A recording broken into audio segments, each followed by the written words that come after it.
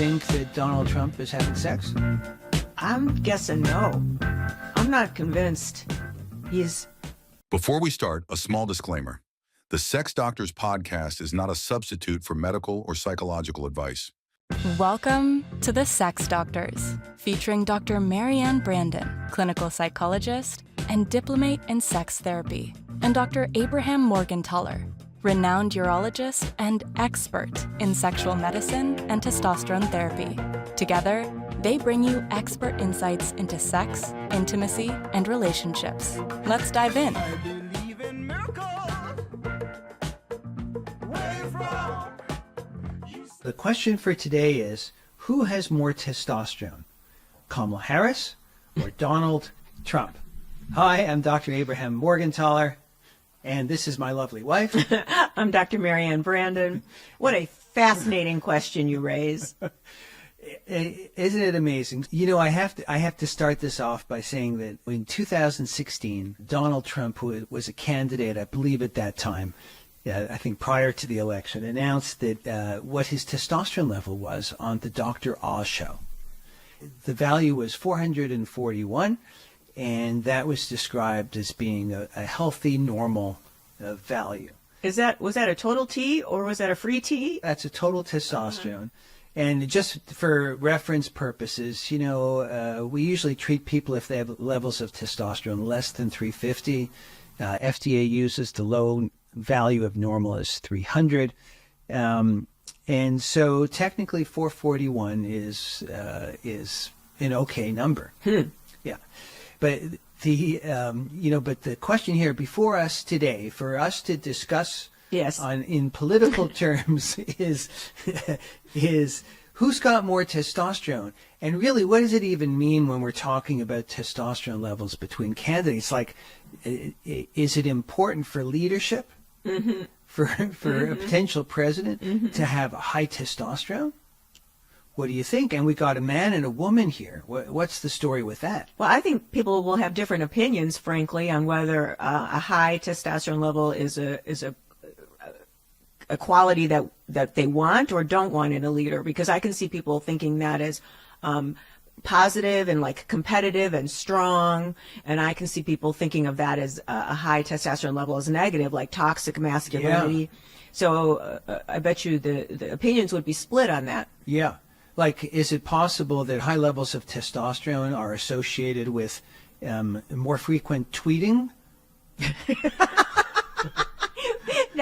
You should do a study on that. I think that's your next. And I don't even know if that's a positive or a negative, right? Right. Or middle of the night tweeting, like maybe it's like a little bit bipolarish. Does testosterone level correlate with penis size? Oh my God. Wait. I'm just curious. Because if we have to compare potential leaders on that basis, we got a real problem there. I just was wondering. You know, I mean, but there's something about this. The reason I think this is a funny topic is because, like, it's almost like who's got a bigger dick, right? Like, and of course the jokes about Donald Trump, about, I think Marco Rubio made some comment about the size of his hands, right? Oh, jeez.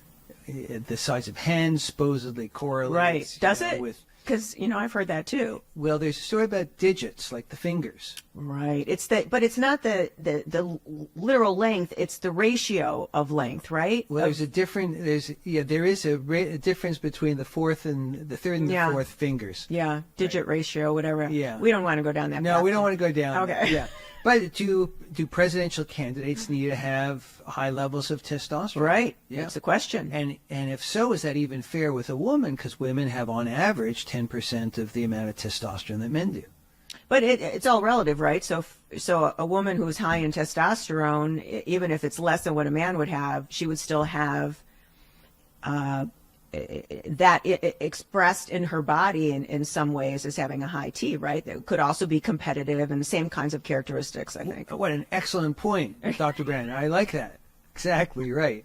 So I don't know that we need high testosterone levels in candidates. And is 441 an okay level? Yeah. Now, that was in 2016, so that's 10 years ago. 8 years ago, yeah. Oh, yeah, 8. Yeah, almost 10. Yeah.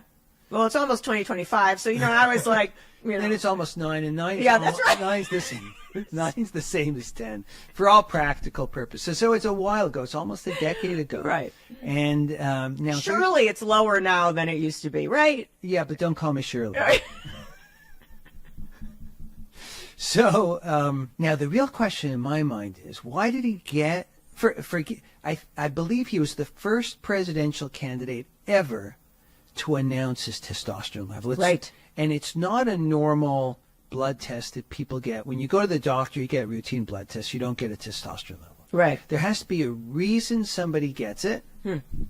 And what we also don't know is whether or not that's a level that is treated with testosterone therapy or not. Oh, we don't know if he was treated, if his level was We don't because know. he was supplemented. No, and I think we need to know. I think we need to know. And I would also just say, like, for those listening in, that neither you nor I have any personal information. No, we don't. We're not discussing anything privileged. The 441 is not from us seeing his lab reports. No. It's from this being announced on the Dr. Oz show, right? Years ago. Right. So we don't know, and everything we're talking about today is speculate. Oh, absolutely. Yeah. But, it's possible to have a level of 441 in somebody who has low levels of testosterone. Let's say they come in with levels less than 300 or 350. And if you go on any number of the treatments, certainly the topicals like the gels that you rub in, 441 is sort of an average But I've got one for testosterone. you. Yeah. What if his SHBG is high too? Then what? Oh my God, you are brilliant, Dr. Yeah, Brandon. yeah. Right. So exactly right. So testosterone circulates in our bloodstream, and a total testosterone, or some people just call it a testosterone level. It's measuring all of the testosterone in a certain amount of blood, like per deciliter, per liter, per milliliter. Usually testosterone is measured in nanograms per deciliter, a tenth of a liter. But men have and women have a circulating carrier protein called sex hormone binding globulin. It's too long to pronounce, so we call it SHBG by its abbreviations. And the SHBG that's in there binds testosterone so tightly it's not actually biologically active. So people can have a normal looking total testosterone, but in fact their bodies are deficient in testosterone. Their cells are hungry for it. And that's usually shown up by another blood test called the free testosterone. It's called free not because it's cheap, but because it's not attached to anything. Right. So the take-home message is one could have a solid testosterone level, total T, but if his SHBG or her SHBG is high, it's not usable, and the body doesn't really think it's got a lot of testosterone. Exactly right. How about that? Free testosterone is been shown to be a much better instrument to figure out whether somebody's deficient or not. Right, so he could have high SHBG and he might be deficient. How about that? But the number looks good. Yes. So what do we know about Kamala Harris's testosterone? We know nothing. And the other thing that occurs to me is we've got a whole group. It was a movement within the Republican Party called the Tea Party. The Tea Party. Yeah. You think it's related to how we call testosterone tea? They certainly were very ballsy. They were ballsy. Yeah. Yeah, I would agree with that. They took some stands. Yeah, and they came under a lot of fire for those stands, deserved or not. We're not going to touch. We're not going to touch anything political here. We're just talking we're just science. We're just talking science and sexuality and testosterone. Right. Yeah. So, Which is a good point. We're talking testosterone, but we're not really saying much about sex. Like, does one think about that whole concept with these candidates? Like, does one speculate? I mean, I don't know that we really want to think about we it. don't want to go there? Well, I don't know. Do you? Well, do you think that Donald Trump is having sex? I'm guessing no.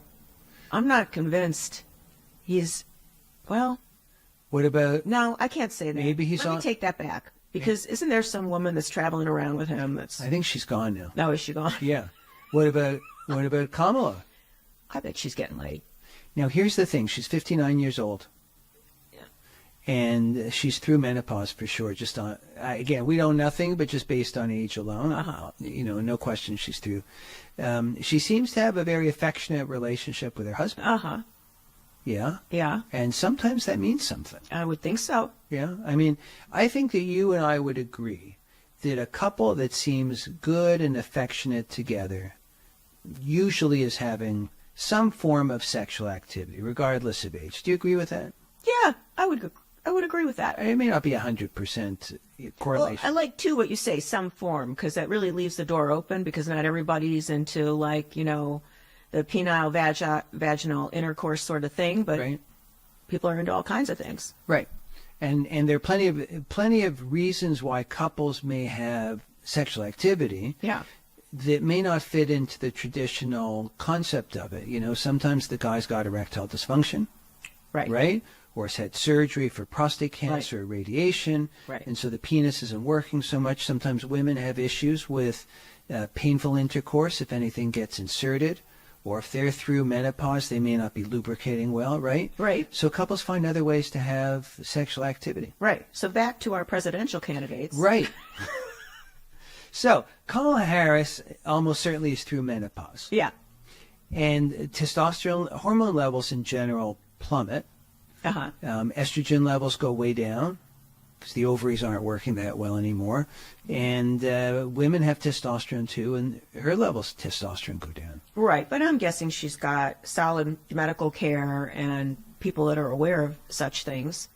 Would you hope that she's on HRT? Well, for her own comfort, I would. Yeah. HRT I don't think from a leadership perspective I care, but not for leadership. For her comfort. Yeah. The part that gets confusing is that people think of sort of ballsiness, if you will, as an indication of testosterone levels, right? Yes, I would say that's true. Yeah. What do you think? Is it? There's got to be some kind of correlation there. Yeah. So, the way I see it is that there's a wide range of normal testosterone levels. Yeah. Where, like somebody who's got, let's talk about men for a second. If a guy has a normal level of 600 and you compare him to a guy who has a normal level of 500, there's no evidence at all, and nothing in my clinical experience that means that the guy at 600 is having more sex, is more lustful, is any more manly than the other guy. They're just within the range of normal. Yeah. They're normal. Yeah. They're normal. So the difference is in the extremes. Yeah, but if you're deficient, well, one extreme. I don't know about both extremes. One, if you're low, many men, most men, if you're really low, will have something that isn't quite right for them. The most common symptom of low testosterone men is decreased sexual interest, drive, libido. But not all men are even aware of that, right? So we did a study years ago, my fellow and I, where we have, a standard set of questions we ask people with low levels of testosterone. And we published their responses before treatment at baseline and after treatment, like what they noticed. And I think we had 4 categories, if I remember right. One was libido, sex drive. Another was quality of erections. Another one was mood. And I believe the 4th was vitality or sense of vigor. And the amazing thing to me was that, so at the beginning we had a certain percentage of the men that said that their drive was low. I don't remember the number, but let's say, just for sake of argument, let's say it was 50%. And after treatment, about 80%, and again, don't hold me to that exact number, it's a lot of years ago, but a substantially more number of men said their sex drive was improved after, and their vitality was improved, and their mood was improved. In other words, when they showed up, even though their testosterone level was low, a lot of people didn't see it as a problem because it was normal for them. Whatever the change had been, it happened over a long period of time, usually years. And so they just didn't know. They accommodated. But once they got treated, these guys would say, oh my God, I forgot what it was like to feel this way. So you could make the argument that would support their leadership skills, right? If they were feeling more vital across the board, right? Well, maybe we should make a rule for politicians. If they're males, that anybody with a low level should really undergo treatment with testosterone. Yeah. What do you think? Well, I'm wondering why you're ignoring the females, because they have a testosterone level too. All right, I don't mean to ignore females at all. Let's go to females. Okay. So women get treated with testosterone also. And they get hormone replacement therapy, which is usually a few things, right? So it's estrogen, progesterone, unless they don't have a uterus anymore, then they don't need progesterone, and testosterone. I mean, that's sort of the full set of things. So Kamala and Donald. Yeah, are we going to vote here? Like, should we vote? You know, I don't know. I think Kamala does have balls. Yeah, she does. So if I have to vote, I might even vote for Kamala as having a higher T level. I don't know. Yes, definitely for her. Yeah. For her gender associated or sex associated testosterone levels. I don't know. Would you vote? Well, I think it's very difficult, and I really don't want to show any kind of political preference here. So that's like a third rail. Here. Yeah. But the question is whether or not it's associated with leadership. And there's a possible relationship, it occurs to me, between testosterone levels and how frequently one says you're fired. And I don't know. I like stability in government, so we'll just have to see. And maybe we should just leave it there. Okay. But I think we gave a little bit of a background for listeners and watchers of the podcast to make their own kinds of determinations of who they believe might have higher testosterone. Okay. Well, that's that. So, if you enjoy this podcast, and please give us a thumbs up, subscribe, and give us a good review if you're motivated. And it'll help us continue with this kind of material, which personally I really enjoy. What about you? Yeah, I thought that was quite amusing today. Thank you. No, thank you. Very good. And so we'll close that out, and we look forward to seeing you again with another podcast. Bye-bye. Thank you for listening to The Sex Doctors with Dr. Marianne Brandon and Dr. Abraham Morgentaler. Be sure to subscribe, leave a review, and tune in next time for more expert advice on sexual health and relationships. I believe in miracles. Where you from? You sexy thing, you. I believe in miracles. Since you came